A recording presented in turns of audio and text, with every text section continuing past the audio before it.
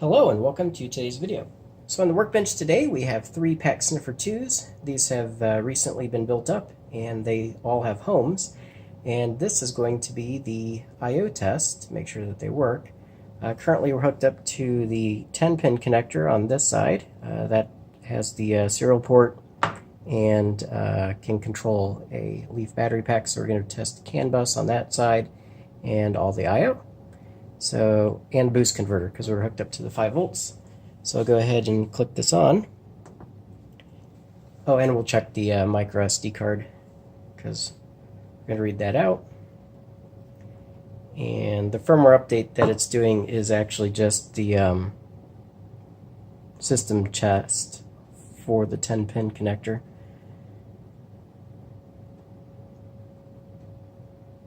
So it's loading that on there, and then it'll go do it. And hopefully you can hear over the furnace. So we're checking the PWM, found the battery pack, reading it out, and then yeah, that's info coming from the pots over there. This is the battery pack simulator. Then we have to listen for all of the contactors. Hopefully you can hear that.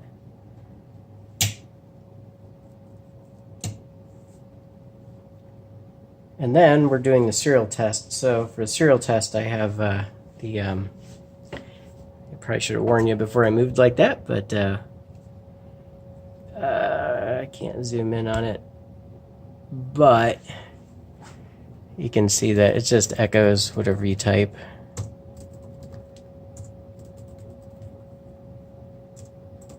And it says at the top, this is tested at work.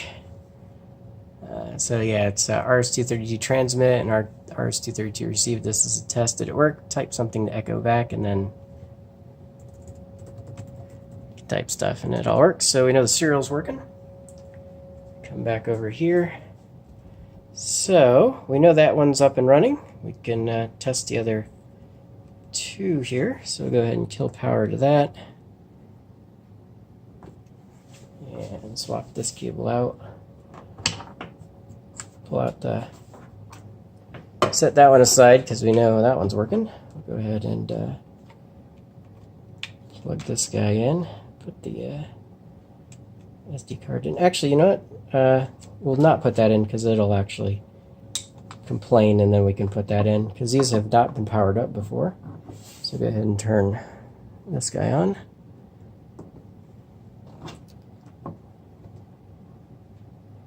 So now it's going to ask, because there's no program, nothing in it. So I'll go ahead and put the micro SD card in. And we found it. So we know that the card detect line is working. And it's just going to do exactly the same thing.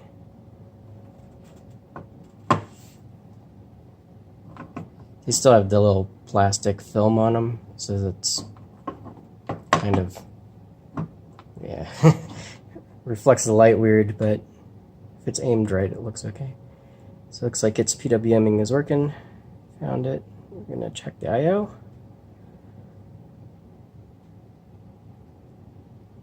That's why the display fades in. It PWMs the backlight. So precharger's working. Negative contactor. Positive contactor, and we're ready for our RS-232 test. So if we come over here, can I zoom in on this? Maybe it'll let me zoom.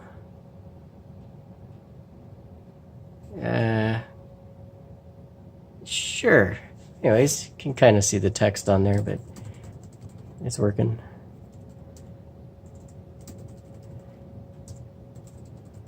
If the serial's not connected, so I can go ahead and, if I unplug it like this and then hit enter, see nothing happens, no typing. And if I plug it back in, then it types again because it's just looping back the transmit to the receive. Yeah, it's not in focus. Oh well. Can I click that to go back to normal? There we go. Anyways, so that one's working. We'll go ahead and test the last one here.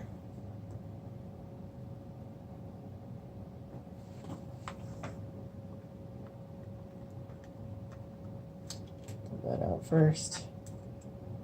There's like a little latch you gotta press to get that out. So that one's good. I'll grab this guy. And put the card in. And hopefully we can get 3 out of 3. And we still gotta test the other side, so I'll do that next.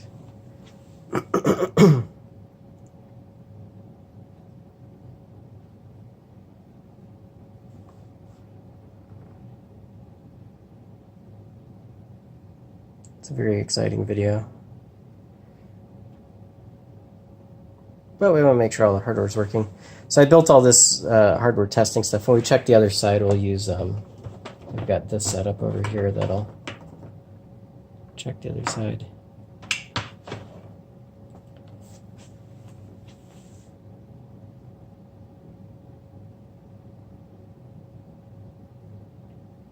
I'll check the contactors.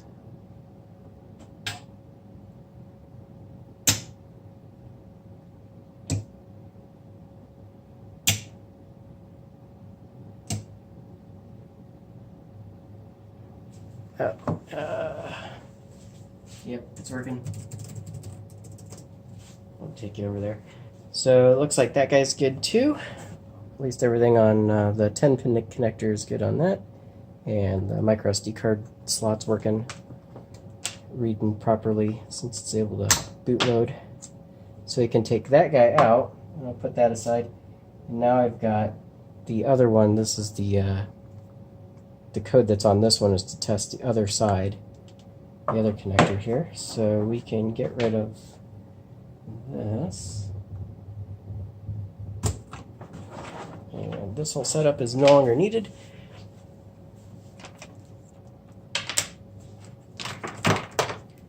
And we can plug in this setup.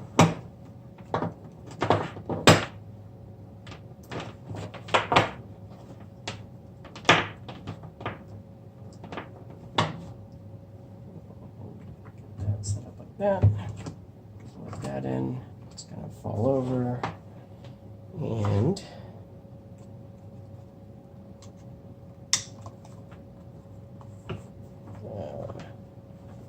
that'll work. Plug this in. So we're going to test the pots, or the A to D converter on the A to D inputs on this side, or on this side, so pots to move around. So we'll go ahead and fire this one up.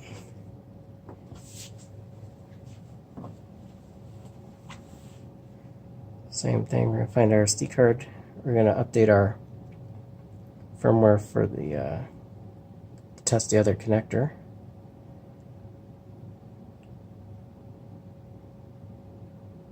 It's going to do the exact same thing. It's going to turn on the contactors. So there's 2 CAN buses on this. They're independent, one on each side, so we're going to make sure they both work. Read out the battery pack.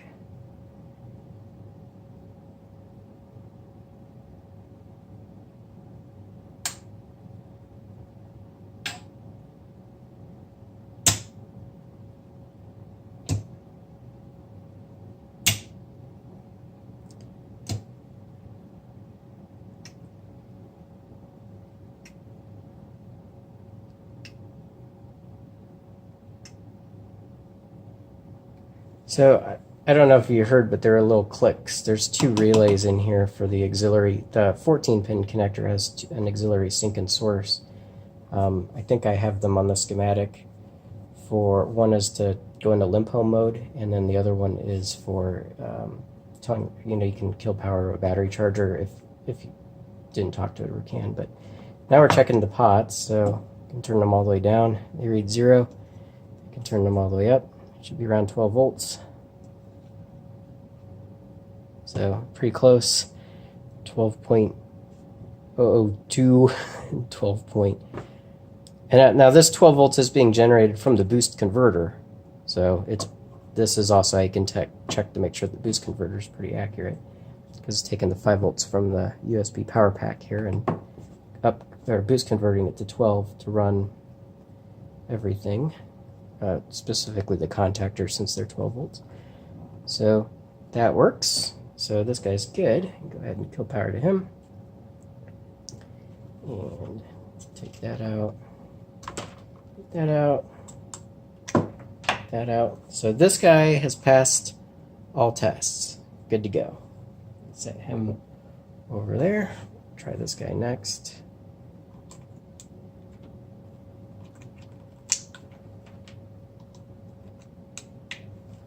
And gotta put the SD card in. So it loads our test program. Go ahead and turn that on. So the relays in here are pretty faint. Hopefully you heard them click. The furnace hopefully will be shutting off soon, which will make it quieter. Uh-oh. This one, that's all the way in. Okay, so this one does have a problem. The little star tells it that it's actually sending out the or turns on power to this to actually read the CAN bus. So yeah, looks like this guy's got an issue, so we'll have to open that up, track that down, but everything's still plugged in. The last one worked, so we know it's definitely something to do with this guy.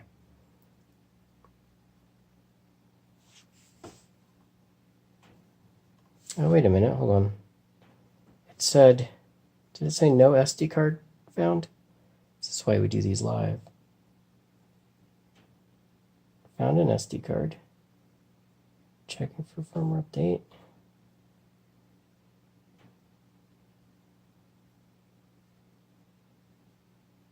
Oh, there it goes. Oh, I must not have, I wiggled the card. It must not have been in all the way. Okay, now it's updated. It was failing because it was still checking this port. Yeah, now it says 7x2 instead of 5x2. Okay, never mind. I thought I had a bad one there for a second. But I was wrong. I just wiggled the SD card and it started working.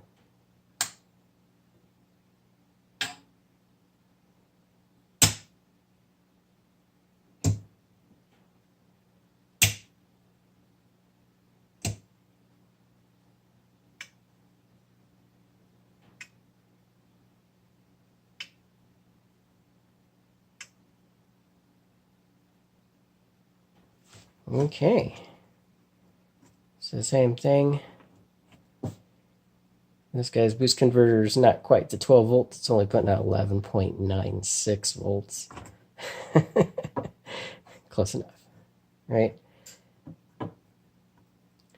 So it looks like the deconverters are working. Go ahead and kill power to that. So it looks like this one's fine too. Just had a loose, didn't have my SD card in all the way. Not too big a deal. So this guy's good to go. Put him in that pile. Sorry, I keep having to clear my throat. It's that time of year. You get allergies and stuff. So we'll make sure it's in all the way this time. Go ahead and turn this guy on.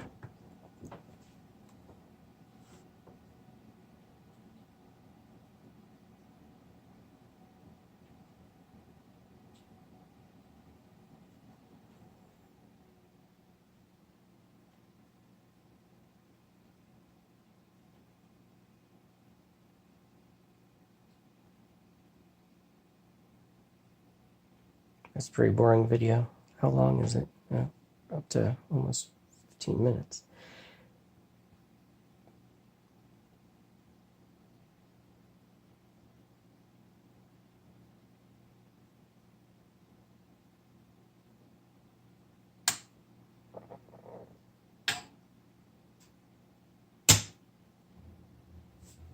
I'll put the box close and see if you can hear the clicks.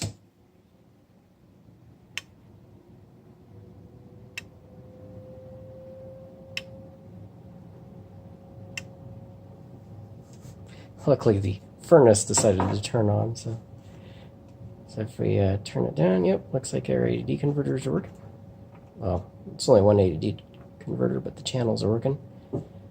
Pretty close. I expect them to only be about within 1% of each other, since I use 1% tolerance resistors.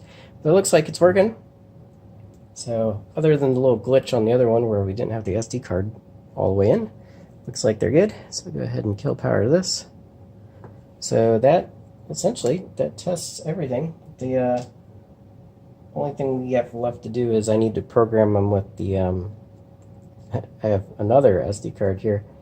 This will actually program them for the as if they're the Pack Sniffer 1 ported code for just reading out the battery pack, if this was a real Nissan Leaf battery pack.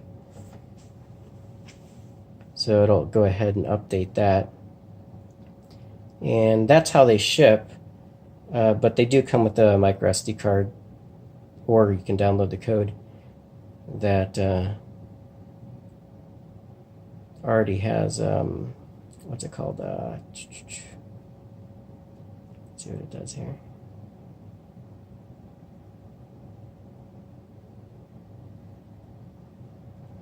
Yeah, see, this just does the high and low cell. So now it acts just like the Pack Sniffer 1. This is just the code that was ported over to work with the Pack Sniffer 2. And what I do is I supply it with a micro SD card, and that's just going to read out all the cells, which on this, they're going to be all pretty much the same since it's all fake. But that's what the original Pack Sniffer 1 did. And you can download the Pack Sniffer 2 code, which will actually allow it to turn on and off the contactors. I ship it this way so it's safe, so that if you plug it in, you can read your battery pack without accidentally turning on the contactors in it and exposing high voltage. So you just have to load the code on the micro SD card and plug it in, or if it comes with the micro SD card, just plug it in. It'll have the Pack Sniffer 2 code on it to actually do the turn on and off the contactors. So yeah, and the pre-charger. But that's it. Pretty long video, but yeah, thanks for watching. Bye.